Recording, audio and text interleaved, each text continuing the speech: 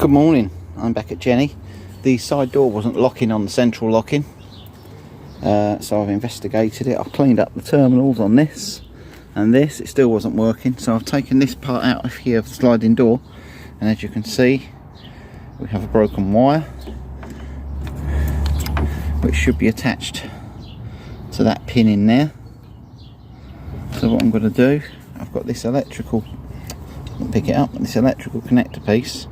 I'm going to crimp that round the wire and crimp that round that part, which should remake the contact. Apparently this is a common fault with these, with the side door not locking.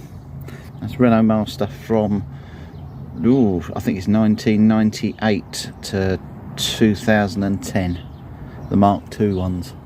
So yeah, just getting on with that now, just a quick little video. And there we have it, 10-minute fix, all back in. When I blip it now, side door locks, side door opens.